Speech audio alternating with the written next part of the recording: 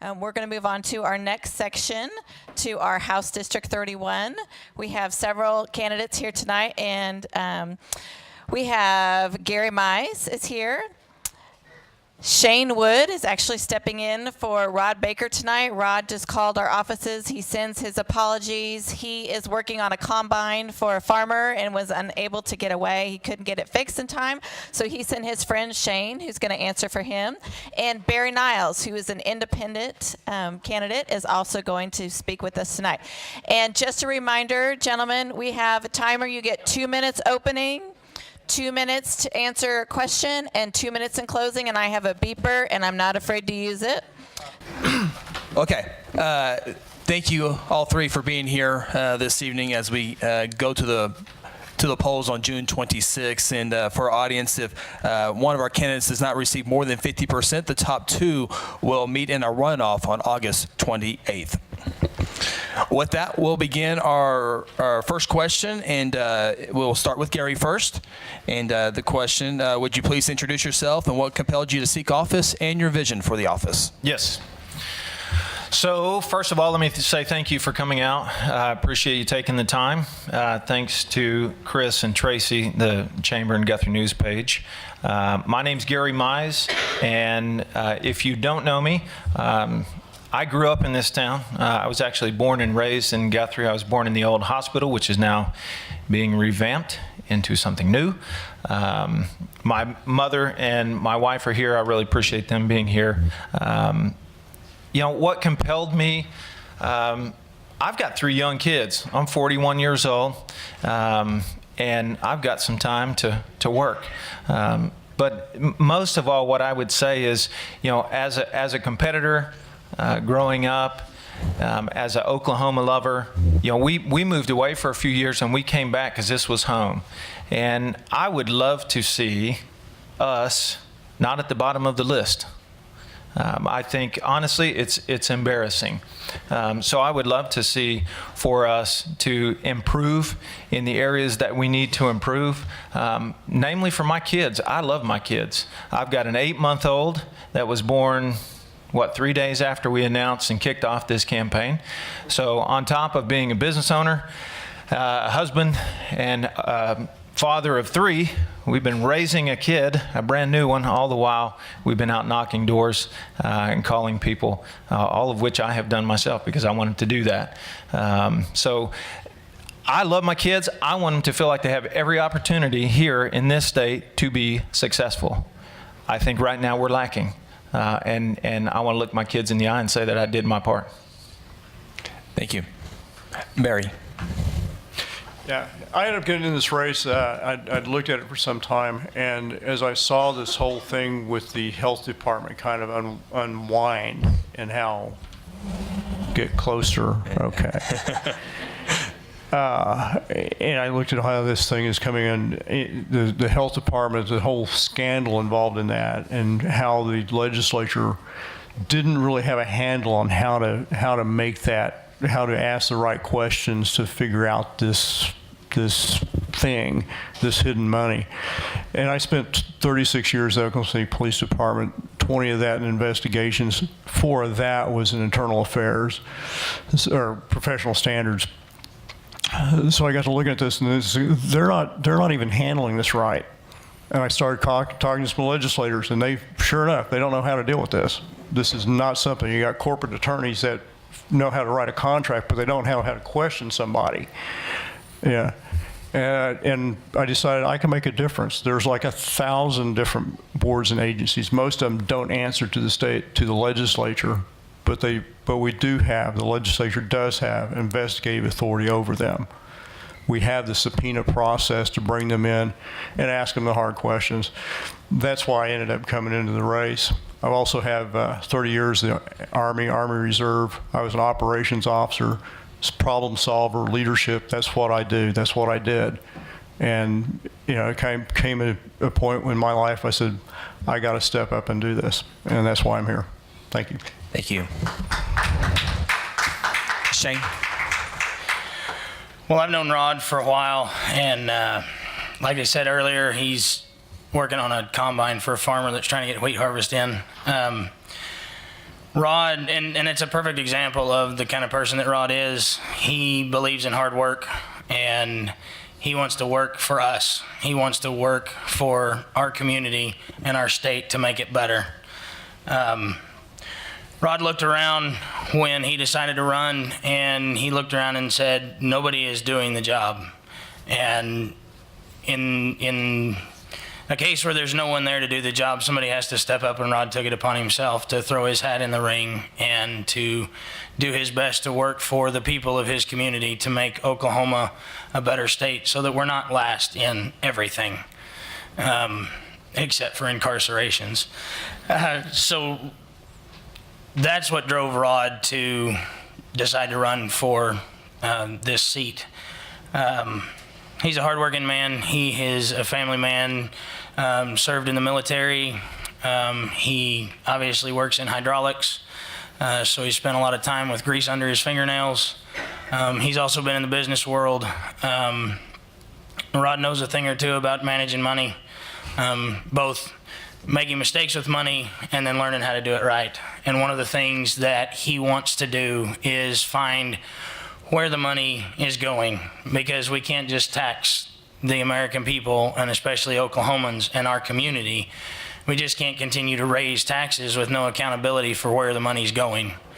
And so one of his main points of business is to investigate where are these tax dollars really going. Thank you. Just a reminder, it'll be at 12. The first people will be, you have 12 seconds to finish up. All right, our first question will begin with Barry. We are all aware of the dire situation of the current state budget. Specifically, what revenue streams do you support for correcting the problem, and what is any specific programs you would cut? Okay. First off, as it's been repeated over several times, we're not in that dire condition right now. The projections for the budget is going to be over $1 billion extra money. That doesn't mean we need to be in a feeding frenzy over this extra money. Okay. The first thing we have to do is look at all these other boards and agencies. There's commissions, and see where their money is going. See where, because not all of them are funded by the legislature. A lot of them have their own funding streams. We need to look at those very seriously, and are they using their money appropriately? The other thing we have to do, I think, is we need to look at, particularly school funding. We need to look at some things like the state auditor, Garry Jones, recommended some changes to the competitive bidding aspects of the school districts that can save some money. Good idea. Saving money is as good as is a good thing. There's a bill, 1040XX, that's right now in the legislature, HB, House bill, that would allow state school districts to consolidate administration, not consolidate school districts, consolidate streamlining the administration, again, saving money for the state. Also, the other deal, along with the state, is education. There's also another bill out there that didn't get heard that would allow the people of a school district to vote another 5 mills towards their school district. So that's an additional funding stream. That's a vote of the people. I have no problem with people raising taxes on themselves if that's what they want to do. So that's kind of a general thing, general ideas. Again, I don't think we're in that dire straits, but we got to be careful with our money from here on. Thank you. Shane. Could you repeat the question? Yeah. The question, we are all aware of the dire situation of the current state budget. Specifically, what revenue streams do you support for correcting the problems, and what is, if any, specific programs would you cut? Rod would like to see many of the state agencies broken up and given over to the counties, where we get to decide how that money is spent, where that money goes, and where the taxes come from, or if there are taxes that support those agencies. As far as the specific agencies that he wants to turn over, I'm not sure which ones, or if he means all of them. He very well may mean all of the state agencies, but that is one area that he wants to do, is break up many of these state agencies that have essentially run wild for a while without any outside, or without enough outside scrutinization, and break those up and give those back over to the local communities to make those decisions for themselves, to give the people their power back. Thank you. Gary. Well, I think as it's been said, before in the previous candidates and also the previous two here, we are going to see surplus. So along with that, we're seeing economic growth as a country and as a state. So we're going to see additional revenues there. For 17 years, I've been in the investment and financial planning industry. Last 6 years, owning my own practice, working with budgets. Most of the time when there's an issue, it's a spending issue. And it's a tough conversation to have, but you got to look across the table to the folks that you're working with and tell them you're spending too much money, or your wants and needs in retirement are too great for what you have saved. And that's not always a fun conversation to have, but it's a conversation that you have to have, especially when you're stewarding someone else's money. For 17 years, I've done that without any findings in an audit. I get audited on an annual basis, and I have no complaints. For 17 years, I've managed millions of dollars for people with no complaints and no findings in an audit. What I would like to see specifically, I think there's probably numerous examples, but one example that I've been made privy to from a meeting that I was in earlier in the year. Listen to Joe Albaugh, the interim director for Department of Corrections. Huge issue. Bleeding money. Also prime for a lawsuit based on their antiquated system of record keeping. And he can't get anybody to listen to him because it's not glamorous, it's not sexy.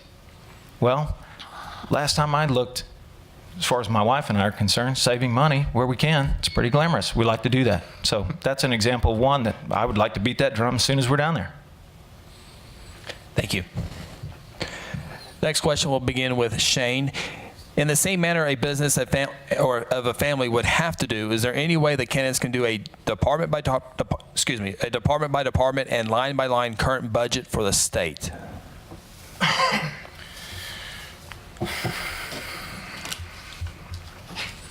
Well, again, that goes back to Rod's desire to break up these state agencies. You have more control over something when it's a smaller thing, when it's a county by county basis versus the entire state. When there's less people involved, there's less money involved, things become easier to handle. Rod has experience with financial, he worked in the investment world. He knows about managing other people's money, stewarding other people's money that they've entrusted to him. And he believes that breaking up some of these agencies and taking them out of the state-run whole state picture and breaking them down into a smaller county by county will make it easier to hold our leaders accountable and to see where the money goes. Because how difficult would it be for me to go down to the state capitol and find out where this money has gone? They're not going to listen to me, and they'll hand me a stack of papers that's 7 feet tall. When it's Logan County, it's different than when it's the whole state of Oklahoma. The principles are still there. You still have to handle other people's money responsibly as though it were your own, and you have to be able to answer for those things. But when it's a smaller budget, when it's your county that you're invested in, it's harder for things to slip through the cracks. Thank you. Gary. Please repeat it. Absolutely. I forgot it too. In the same manner a business or a family would have to do. Line item budgeting. Correct. Yeah. And departments. Sorry. Snap back to it. In my opinion, and I mentioned this in the previous answer, 17 years working with money, handling, stewarding other people's money, dealing with budgets. That's, in my personal opinion, that's kind of a baseline thing, line item budgeting. When you're stewarding someone else's money, it's not mine, it's yours. Well, in some way it's mine, right? I pay some taxes too. We hope. You can check. It's there. That is in my wheelhouse. That is what I do. For 17 years, I get audited on an annual basis.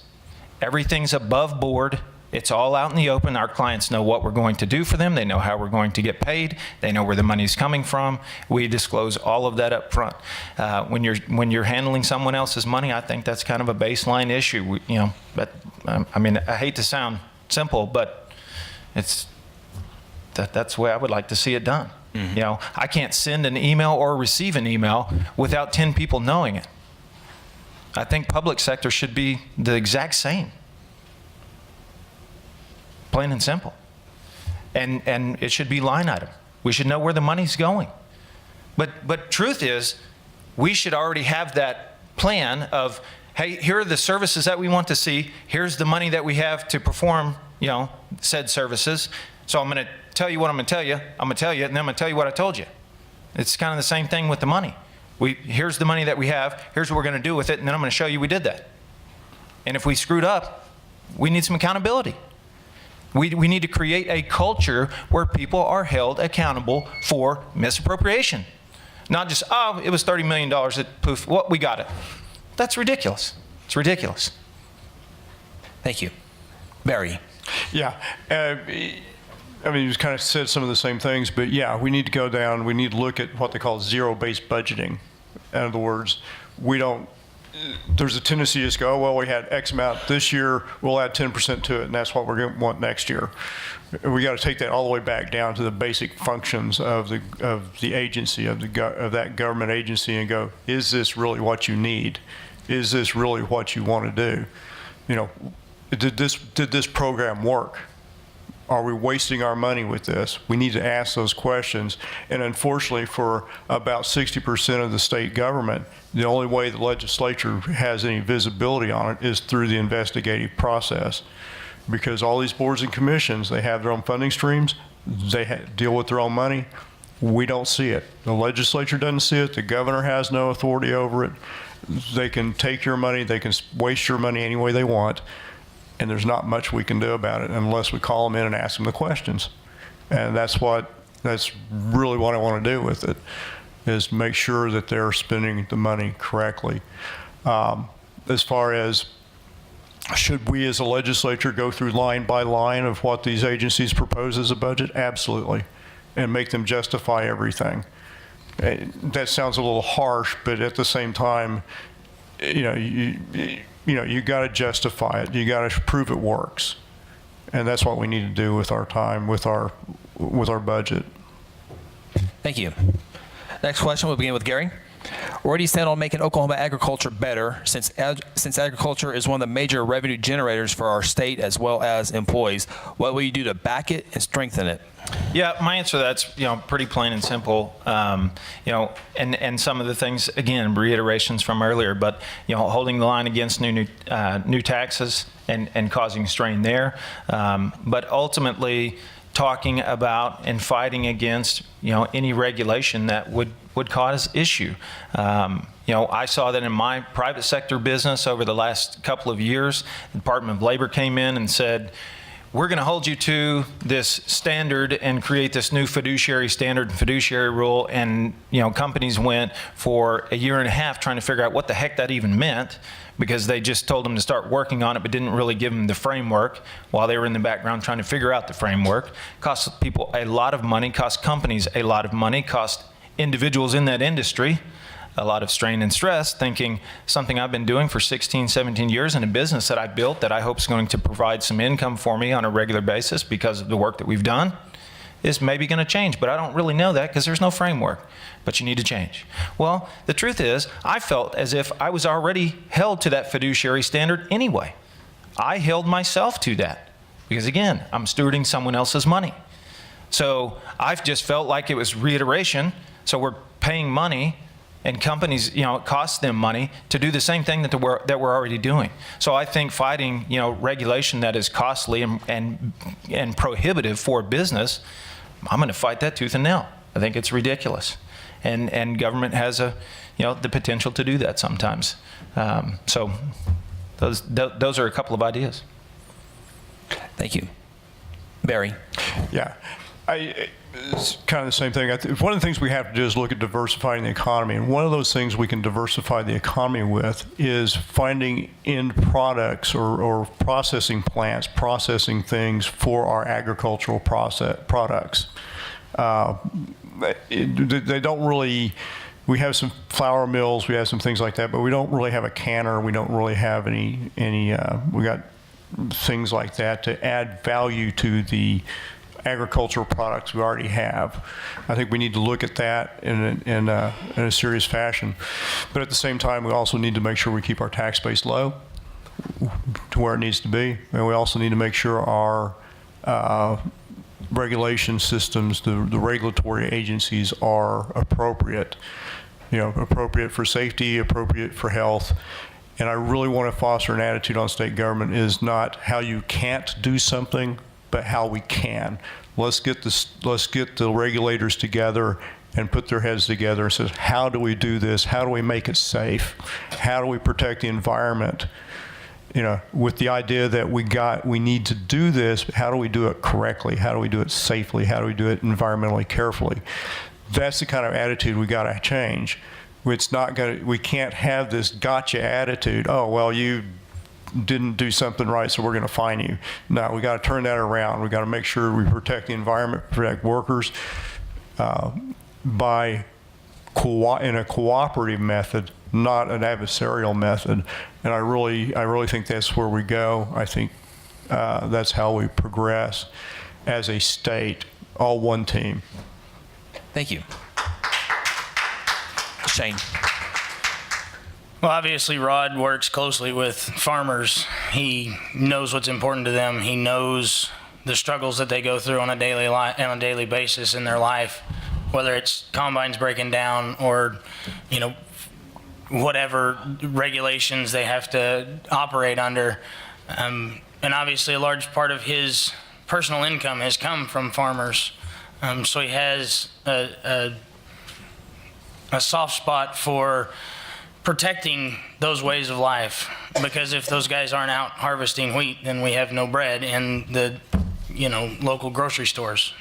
So Rod believes in giving people their freedom and making sure those freedoms don't infringe on others by protecting the environment and protecting workers and things like that, at the same time not infringing on that farmer's right or anybody in any area of agriculture, their right to make a living doing what they're doing. Because many of our community farmers have been farmers from way back, and it's a lifestyle that has to be protected. And it's not just farmers, but production in agriculture of any kind.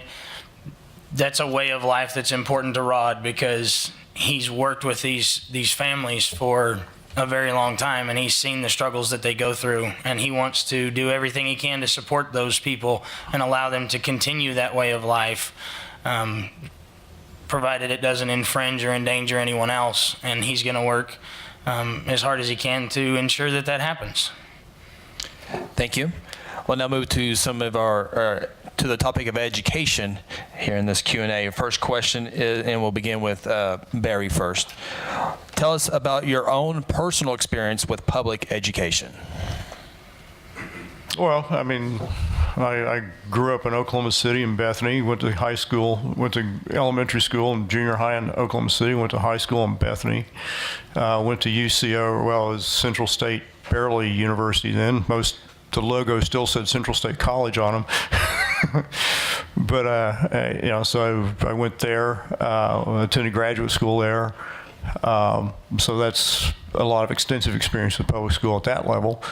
As far as educating our children, we ran the gamut from public schools, home schools, private schools, church schools. So it's a mixed bag. I think you got to find the right mixture, the right set to make your child successful in that line.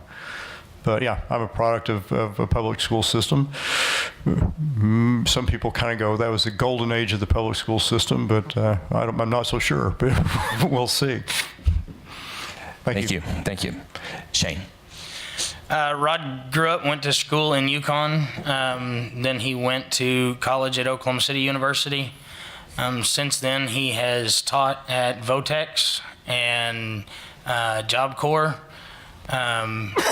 He goes once a week and has lunch with his granddaughter and visits with the school principal and the teachers and the lunch ladies and everybody at the school.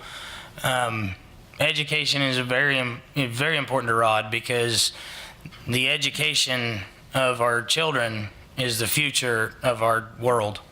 And Rod sympathizes with teachers in the spot that they're in, and fixing our budget so that teachers get what they need, schools get what they need, is very important to Rod, because he's been a teacher, and he is in the schools and visits with the teachers. And so it's something that really gets him fired up when he thinks about kids that go without in a classroom, or teachers that are forking out their own money out of their paychecks to buy supplies to teach kids. So education is a passion for Rod to fix the system. Thank you. Gary. My experience with education thus far has been, I am a product of public education. I graduated from Guthrie Public Schools in 1995. I went to Southern Nazarene University in Bethany, graduated from there in 99. And my wife takes me to school on a regular basis and putting me in my place. So I learn something new all the time. My kids are public school kids, and they will be. I see no reason to change. And I haven't taught. I feel like there's so many teachers up here so far in the panel, but I did not teach in a formal setting. But I feel like I invest in my kids all the time, every day. So I'm trying to make sure that they are learning the information that they receive when they go to school. That's one of the first questions that I ask them when I see them. Tell them I love them, hug their neck, and I say, tell me what you learned today. Because I'm accountable, too, for their education. It's not just what the teachers are doing, but I can help complement that. I want to do that. I think that's a big piece of what is missing. That's not free babysitting. We have accountability at the home, too. So I want to complement what is going on. I feel like that was a multi-piece question. Maybe I missed some, but that's Just my experience. Public education. And I was a Guthrie Blue Jay baseball player. There you go. Which is a really big deal. And member of a couple of state championship cross-country teams here, too. Yep. Yeah. Thank you. All right, next question. We'll begin with Shane on this one. How would you handle the current teacher pay crisis? Was the teacher walkout a success? And please share your thoughts on the group Oklahoma Taxpayers Unite, who argue against the bill that would increase teacher salaries by an average of $6,100 with the tax increase that was passed earlier this year. Well, I know that Rod would say that the teacher walkout had successful points. He probably would not call it a success. Some of the things that he wants to do to address that, he wants to suspend higher education funding by 35% for the next 5 years, and giving that money to the K through 12 Oklahoma school districts to give the teachers quality pay raises. He wants to reward all the Oklahoma school districts that invest in energy savings by allowing those districts to utilize that savings for classroom supplies, so the teachers don't have to dip into their own paychecks. He wants to offer, he wants to pay off teachers' student loans and all the higher education loans obtained from state universities to remove that burden from teachers that are entering into the field after graduation. And one of the last things that he wants to, or the last thing he has on the list anyway, he wants to fire Mike Napoleon Simpson and hire Robbie Rainwater for superintendent. And as far as the funding and the taxes, I know he doesn't support taxes without great scrutiny as to where the money is going. Thank you. Gary. I get to follow that. Yes. Cool.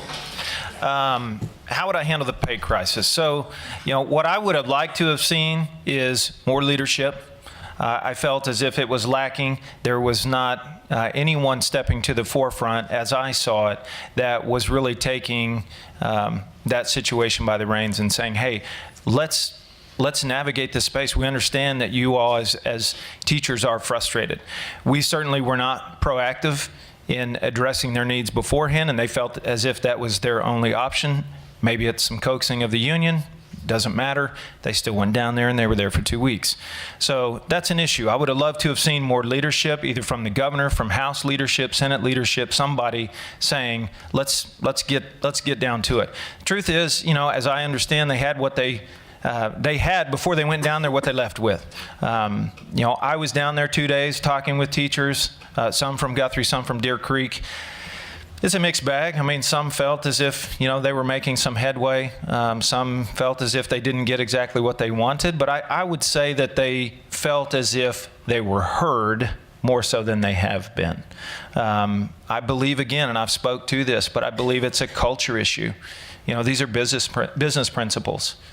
You create a culture that you want your workforce to move to, and you want your government and legislators to adhere to. So I would love to have seen some more leadership there, and giving some direction. Because the truth is, when it was ending, I mean, I don't know if I'm the only one that felt that way, but it ended very abruptly, and I think many teachers thought, "Oh, we're done." That speaks a lot to the overall consensus of it, I guess. Thank you. Barry. Okay, well, I think we've already kind of beaten this to death, but with the increase in funding, increase of money that we're going to have this next year to the tune of $1 billion, that we really don't have a teacher crisis anymore. It was there. I got it. 10 years without a raise, that's a challenge for everybody. But I don't think that's going to be a challenge for the near future anyway. I think one of the things that these tax increases that were part of the teacher, whether they're part of the teacher pay raise or whether they're not a part of the teacher pay raise, is something that the Oklahoma Supreme Court's going to have to answer. Mm-hmm. I mean, the Attorney General has came out on that it's not really part; they're separate issues. That the teacher pay raise could stand on its own, which, okay, maybe we'll have to see what the court says on that. If they say it doesn't, then we're probably looking at a special session of the legislature to fix that, because we were looking at a special session of the legislature to fix 788. And I think everybody knows that, or anybody that pays any attention. So anyway, bottom line is, I don't think the teacher pay raise is going to be affected. But that's up to the Supreme Court to figure out. If it is, then we'll have to step in and fix that. I want them to have their money. I want them to make sure that they're taken care of. Again, whether we have to have these taxes or not is problematic. If the taxes stay, that's also going to have a negative impact on the economy. So we don't really know how that's going to finish out, sorry. Where's your brain? Yeah. Yeah. Anyway, so as far as the taxpayer union, the people have a right to vote on everything. I stand by that. I signed the petition for that reason. Thank you. Next question, we've kind of gone over it a little bit, so if you want to go over it quick, you can, or if you want to elaborate, you got the full 2 minutes. And we'll begin with Garry. What is your plan to find funding to allocate public education, including per pupil funding and teacher salaries? What specific revenue streams or changes would you promote if elected? So, obviously this is a question that you hear a lot at the door. Thousands of doors knocked. Not quite at thousands of phone calls made, but I'm getting really close. And we still have a week to go, so I might get there. Probably will. I would like to see teacher pay raise continue to increase. I would like to see funding at the classroom level continue to raise. But anytime you're talking about that, I think you have to couple that with reform. So we got to do it differently than we're doing it now. We need accountability for where the money's going at the state level, at the local level, and we need to have higher standards. Some of this is a pride issue. And I'm not talking about pride from the standpoint of where, pride comes before a fall, but being proud of of your craft and what you are producing as a community, right? Blue Jay pride. That's the way I would state it. But it's couple of quick examples, and this may not be a favorite of one individual in the room, but looking at superintendent pay, and maybe coupling that with or capping it at the highest level for an elected official. Right? I think there's some merit there. I hear a lot about consolidation. I don't know how valid that is, but there's a lot of people that would like to see whether it has validity. And if enough people are talking about it, I think you have to do something about that. You certainly have to present it as a representative, but it's not going to be a quick fix if you go down that route. But the other, another idea that's kind of out of the box is smaller independent or dependent schools consolidating services, such as accounting, legal services, maybe even transportation. That's something that we employ in our business. We share and do some co-op for marketing and compliance out of Atlanta, and we share that with some offices all across the country, and it helps us save some money. Just some ideas, yeah. Thank you. Barry. Yeah, and to kind of follow on the same track, I think, and I spoke to this before, there are some things we can do. I think there's more streamlining. Again, back to the auditor inspector's report, suggesting changes to competitive bidding practices that will save money. I think we should look at, again, back to ad valorem taxes, allowing the school districts to increase their ad valorem taxes. I think there's some other things along that line we can do. I think one of the other things that these small school districts, and apparently there's the optimum school district is someplace around the 5,000 student number. I've seen that. And allowing school districts to combine administration, like Gary said, some of those core services, you can get a lot better price on fuel if you've got, a fleet of 1,000 buses than a fleet of 20. It's just massive. It's economy of scale. I think the school district should be allowed to explore that more. I think the other thing we got to look at is the school districts, the way they're set out. This whole system was set up in 1907. Well, this is 2018. That's 100 years ago. School districts are meant to be more or less self-sustaining and an independent, totally independent political thing. That's not working well for us. So beyond just funding schools, throwing money at schools, we need to look at the system and see what kind of systemic changes that we need to make to our Constitution, that we need to make to laws, to maybe make this thing more streamlined, more efficient, and make some more sense. Thank you. Shane. Well, there's several things that Rod has that he wants to do on that note. He wants to reduce the total number of superintendents that we have in the state by consolidating administration. He wants to align the superintendents and the assistant superintendents' pay with the pay of the teachers and the benefits that the teachers receive. Rod wants to see school lands that are not being used able to be leased to generate funds. And he would like to see donations to schools become tax deductible to encourage corporations and individuals that need those tax deductions, to encourage them to donate to schools to use that money to make up for where the state budgets don't cover it. Thank you. Our last question on education, we'll begin with Barry. What is your stance on school vouchers and charter schools? Yeah, charter schools are really a useful thing. I think they're doing really well. And kind of backing up a little bit, I think one of the ways that smaller school districts can save money is contracting with some of these online school systems, or like Epic, to have some of those hard skills, science and math courses that could be taught there and not have to employ a separate teacher, because those are hard skills to fill. It's better to have a highly qualified teacher teach science and math than it is to have just somebody filling in.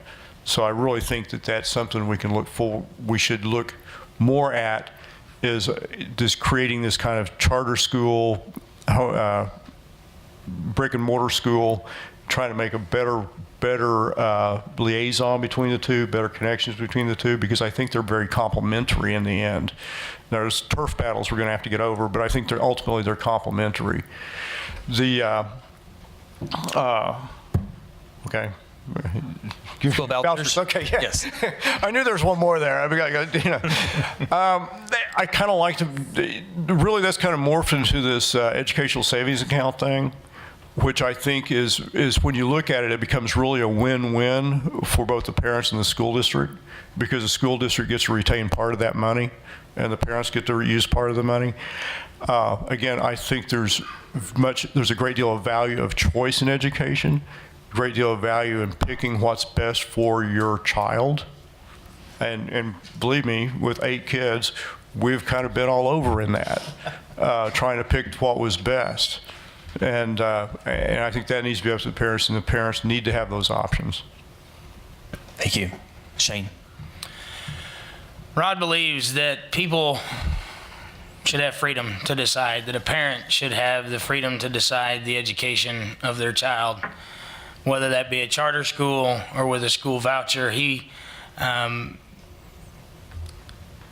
not real sure how all of that would play out in the real world, but he's open to the idea of that, because what parent doesn't want to be able to decide the education of their child, whether that's take it upon themselves to drive them to another school district or move to that school district, or however. He wants to see it be easier for parents to do that, for parents to be able to control more of their child's education. There's no system that's going to be perfect. The school voucher system's not going to be perfect. The charter schools aren't perfect, but what we have right now isn't perfect either. And what he wants to do ultimately is give the people in the community the power to make decisions for themselves and their families. So he's not opposed to either of those ideas. He actually kind of likes the idea. He drives his granddaughter every day to the school she grew up in, so that she can stay there. That's where her mother lives. And so he believes that you should have the freedom to pick where your child goes to school, and support that education however works best for the community. Thank you. Gary. I'd love to point off real quick on the last question. I just wanted to say, all of the things that I said, because I know you remember all of them, without losing local control. As far as vouchers are concerned, I've had conversations about that, and I've heard some good things, but I haven't seen a great proposal for it. I think anytime you're looking at that and taking money out of the current system, on a per pupil basis, I think it's going to cause some issue. But I'm not opposed to the idea. I just think it's young and not clearly defined. But again, I couple with some of these ideas. I believe that parents should have freedom to educate their kids and have some choice. Predominantly in the district with folks that I've been talking to, they just want to make sure that they have a choice to homeschool their kid if they don't like what their kids are being taught or how they're being taught in public school. And I share that sentiment. Now, my question is, might they have more confidence if we were doing a better job and funding education in the classroom properly? I have to say that I think there's probably some merit there to that. But I'm not opposed to the voucher idea, but I have not seen a good proposal that I think makes it work with our current system, with just pulling a kid out, giving them their quote unquote allotted dollars. I think it messes it up for the rest of the system. Thank you.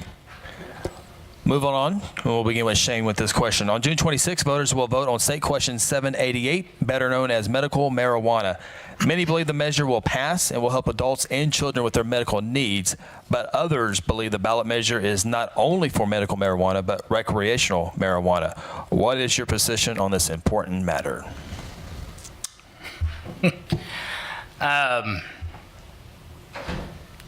He says, I will call my local future seer so they can let me know. How in the world can I know how that's going to play out? I do know that Rod believes there's dangers in it. Above all, he believes in freedom for you and I, so long as it doesn't infringe on your neighbor's rights or your neighbor's well-being or safety. But as far as how it's all going to play out, who knows? We can look at other states and see what they're doing and what they're going through, but the bottom line is this is Oklahoma. It's not Colorado. We're different people. We have different standards. We have different, we're driven by different priorities, different beliefs. It's not a bad thing. It's just different. We're not like other people. So how it would play out in Oklahoma if it passes, it's hard to know. It's impossible to know. Anything that anybody says is a guess. And but it's definitely something that is concerning. It could go bad really fast, but there are obviously, beyond a doubt, there are some benefits to medicinal marijuana. How you navigate that tightrope of medicinal and recreational and where are those lines right now, the whole concept is so blurry. Who can make sense of what right and wrong is? There seems to be lots of misinformation on the subject. There's a lot of good information, but there's a lot of erroneous information as well, and sorting through all of that is like climbing Mount Everest. Thank you. Gary. My thoughts on State Question 788. So I've heard a lot about this also at the doorstep. I've talked to veterans with disabilities, chronic pain. Had the pleasure of meeting a really nice man a couple of weeks ago, right before I knocked you guys' door, same edition. And he's an anesthesiologist. He's a cancer patient. And he's struggling. He asked me about it, and I gave him my 2 cents, and I said, you're way more qualified than I. You've been in the medical field for years and years. I want to know what your thoughts are. And he said, I think it has merit. I think it should be looked at. And I said, well, my concern is the way that the bill is written. It's very vague. It's very open. He said, absolutely. I agree with that. So I said, well, if we can shore that up, right, and get some specific reasons on which a medicinal marijuana card was issued, we certainly need to pare down the amounts.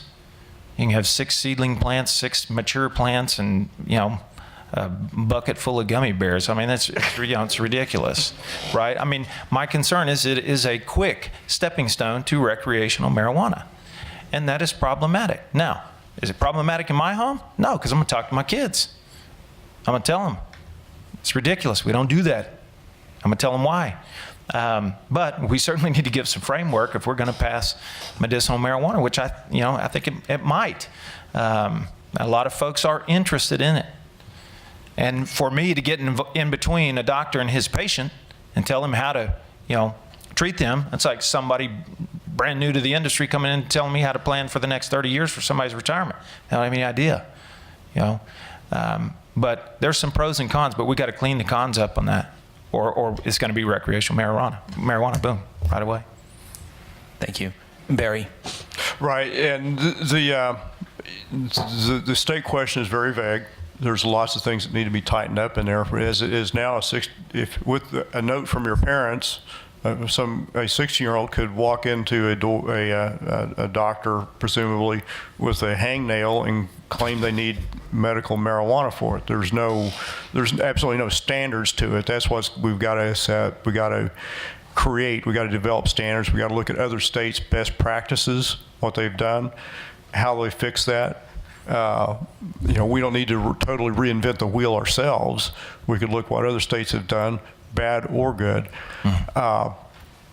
That's just one of the things. I mean, this thing has no. I really kind of wonder if the health department is the proper place to put all that regulation. Maybe it should be Bureau of Narcotics and Dangerous Drugs, since they regulate the rest of the drugs. I mean, drugstores, the pharmaceuticals, they already have regulatory functions in place for these kinds of things. Health department really doesn't. So I really think that it's maybe a better fit over there. And I'm not sure how we get it over there once you pass the state question, but that's what we need to look at. But yeah, we need to have, somebody needs to be inpatient, seen by a doctor, not over the phone. Some weeks ago, I had a reunion with my fifth grade class reunion. There's several of us that had kind of hung around together and ended up going to college together. And anyway, there's 6 of us that had dinner together one night. And one of my best friends then is a teacher, was in Colorado. And he said when they passed medical marijuana, he said almost immediately some of his best students in the class would come in high. And, that's the situation we can't tolerate. Thank you. Thank you. All right, next question we'll begin with Garry. What does criminal justice reform mean to you? We've been hearing a lot about gun control. It's one of many terms that gets thrown around as propaganda, but nobody talks about what it really means to them subjectively as an elected official. What would criminal justice reform look like under your watch? Criminal justice, and what was the second part of it? Gun control. Yeah. Right? Sorry. Well, criminal justice reform, obviously we have the highest incarceration rate in the country, subsequently probably the world. And that's, again, one of those statistics that we shouldn't have.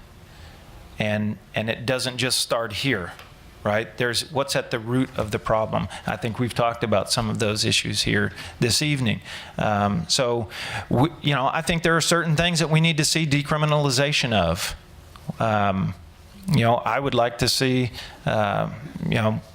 community service for some of those things, or giving someone a second chance under certain guidelines. But that's what reform means to me. Looking at the problem, seeing what got us there, and how are we doing it now, and then you make changes to said system that is getting you there. I mean, not to minuscule the problem, or minimize the problem, but that is some of it.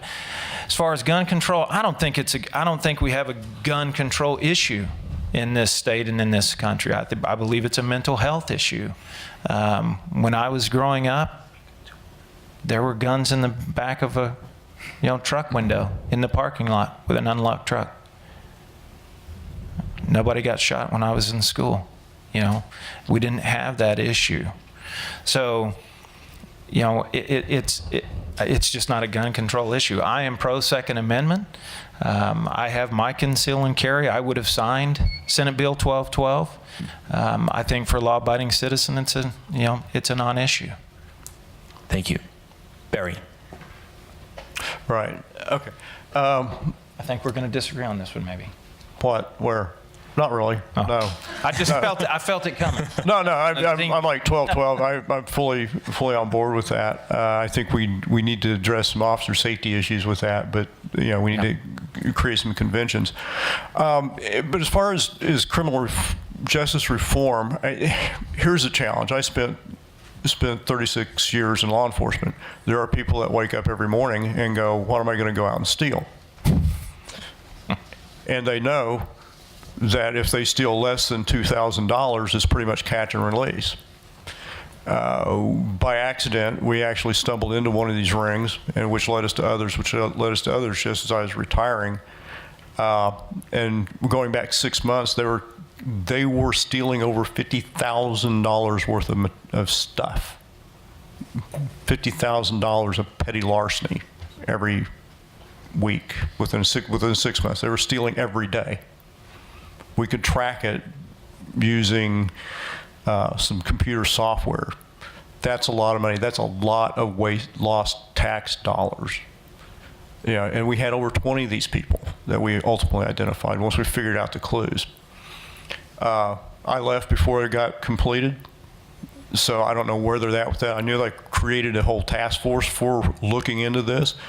So point being, what I want to get back to is we need to allow for people who just make mistakes to get back on track.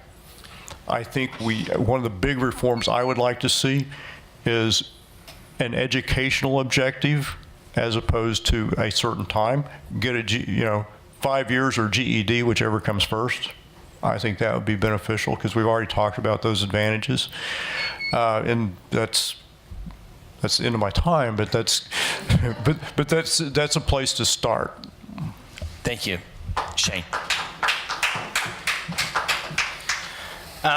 Obviously, mental health is a big problem in the criminal justice system. We have people that have issues that end up committing crimes, but had they been able to get the help that they needed in the beginning, the crime may not have occurred. And so it's definitely something that Rod supports, is looking for ways to help mental health, to reform it and get people the help that they need. It's a really sticky subject because you have a person who has freedoms, so you can't force them into things. But definitely there's a problem with people falling through the cracks and winding up incarcerated for things that maybe they wouldn't have been otherwise. Rod is a Second Amendment supporter. He is a militiaman in his words, and they will take his guns when they pry him out of his cold, dead fingers. But with that being said, we also have to be able to protect our children in schools. He believes there's some very real ways that can be done while not infringing on people's rights to bear arms. Because like Garry said, 20 years ago, there was a deer rifle hanging in the back of every pickup at school during deer season, and sometimes not, just because, and so the guns aren't the problem. The mental health is the problem. The people that shouldn't have guns being able to get a hold of them, that's the problems that need to be addressed, not the fact that law-abiding citizens that know how to properly handle a gun and what it's used for, that's not the problem. So Rod supports the Second Amendment, but he also supports looking at the criminal justice system and the mental health specifically. All right. Thank you. Getting deep into the night, so we're going to finish up with 2 audience questions, and we'll have our final thoughts, and we will exit stage left. And we will begin with Barry with this question. Who is the most important person in the country? Excuse me, county. County. It looks like an R, to be honest with you. I can read, but it says R, but we'll go with county. Wow.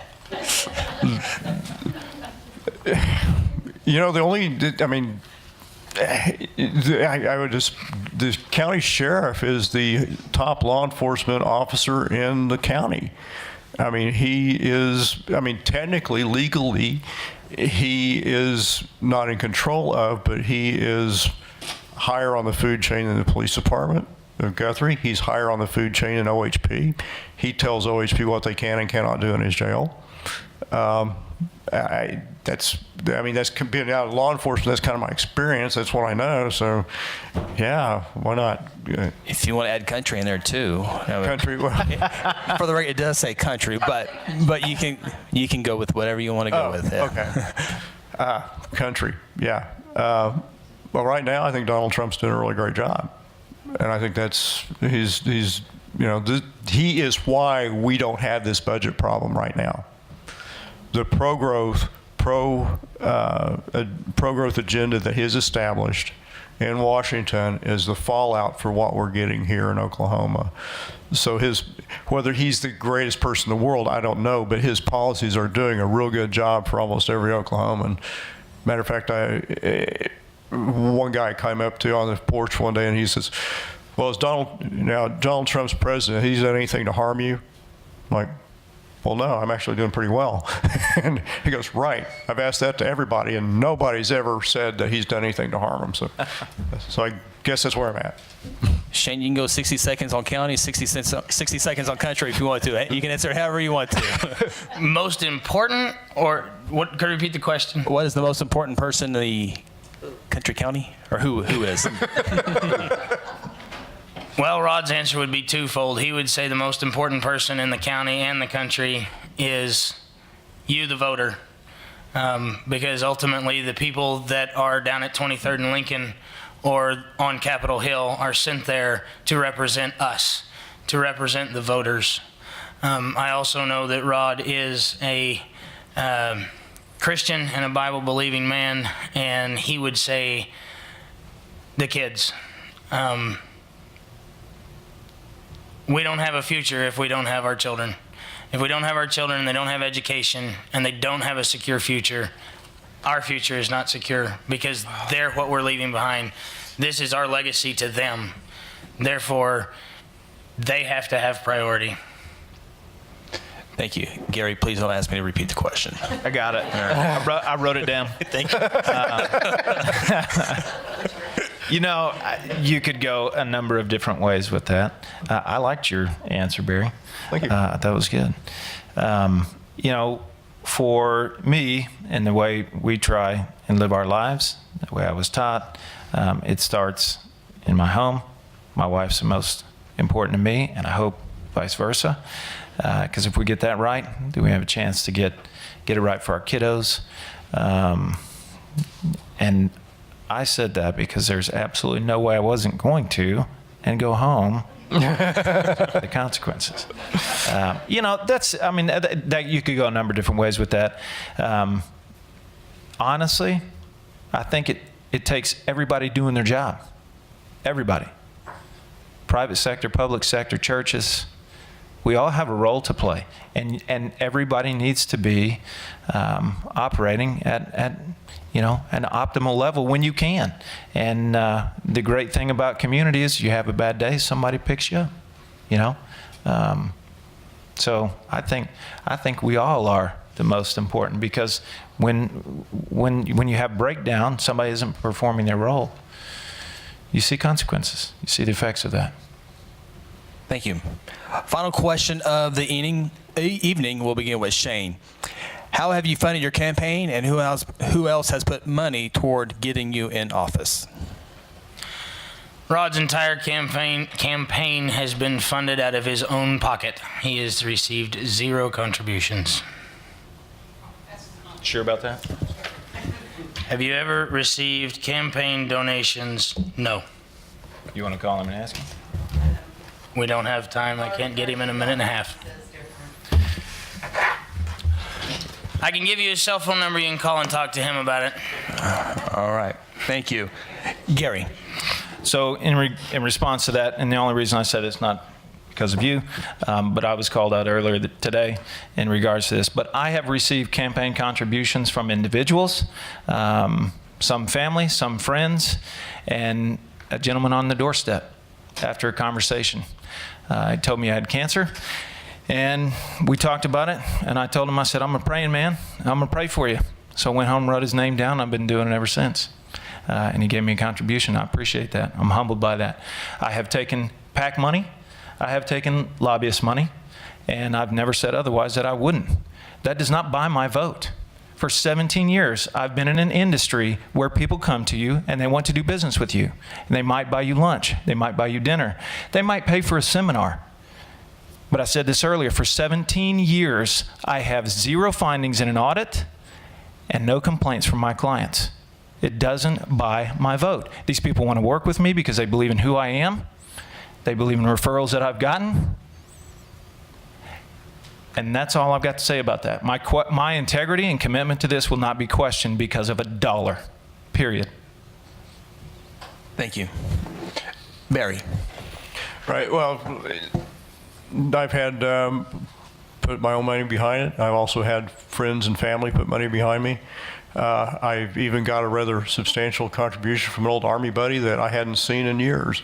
And it's just one morning I opened up my email and boom, I'm like, wow. I didn't even know the guy was still alive. So, That's good. That's great. Yeah. So yeah, primarily, mostly, I've taken one check from a PAC, and I sat down and talked to them. Said, "This is what I stand for. If you agree with me, I'll take your money. If you want me to change what I believe, I'm not taking your money. I will take money from the NRA. If they offered it. So if they agree with me, I'll take it. If they don't, I don't want the money because you can't buy me. I'm retired. I don't have anything else. I'm not using this job, and I'm not accusing anybody of it, but I'm not using this job to pole vault me into anything else. When I'm done at the end of this, I'm in the run, whether I win, lose, or draw, I'm done. However long I stay in the legislature, hopefully, 12 years, that put me like 70, about the same age as Donald Trump. I'm not doing that. Anyway, this is hard enough. I'm not flying around the country. So, anyway, that's my answer. All right, thank you. All right, final thoughts here. Again, best of luck the rest of your campaigns until next Tuesday. And voters get out and vote on Tuesday, June 26th. With final thoughts, we'll begin with Garry. So again, I thank you all for coming out. I'll do it again, say thank you for sitting through this process. I have learned a ton. This is my first go around in doing this, and it has been fun for the most part. I have learned a great deal, and I've met some people that I wouldn't otherwise have met, and that's really neat. I'm humbled to be here. I'm humbled to have received the contributions towards my campaign, the support that I have towards my campaign. That means a great deal. With that comes great responsibility, and I'm totally fine with that.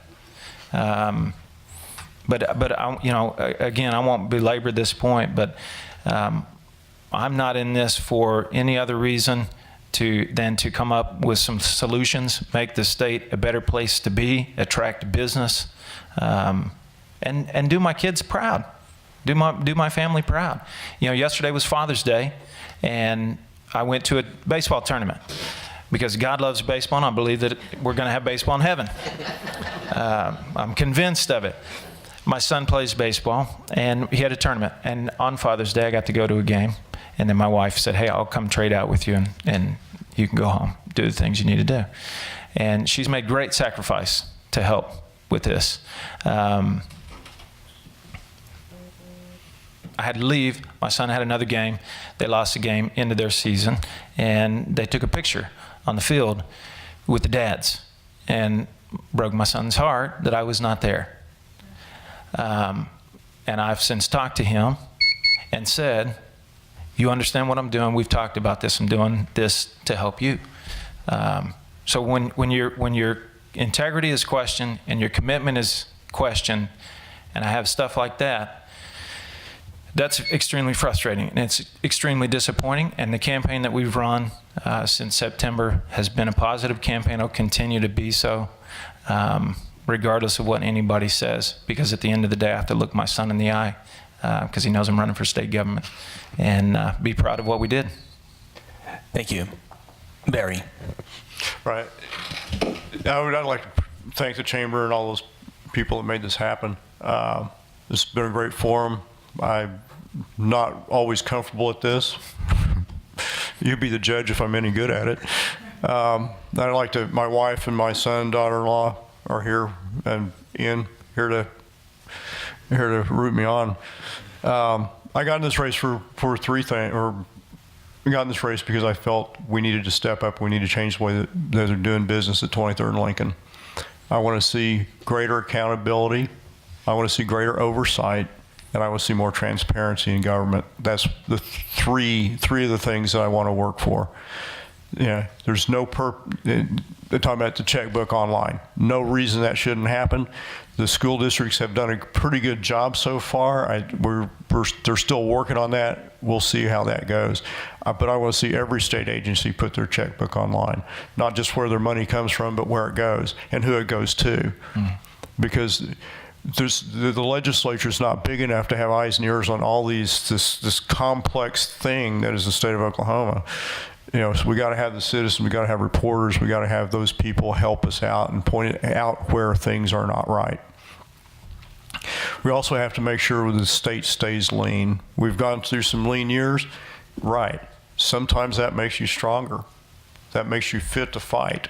That makes you more cognizant of what you really, really need to accomplish your job, accomplish your mission, as we say in the military, rather than, oh, this would be nice to have. Let's get it down to what we need. The other thing I want to see is maintain a low tax base, tax rates. I want to see this non-adversarial relationship with regulation. I'm pro-life, pro-Second Amendment, and I'll never leave a fellow veteran behind. Thank you. Thank you. Shane. If you want to know about Rod Baker, or you want to know his stance on, if you want to know his stance on things, you can call him. You can talk to him. If you want to know about him, you can talk to his neighbors. Regina down at Brahms, Keith at the Napa store here in town, James at Cash Saver, Pepper's Ranch, Crossroads Clinic.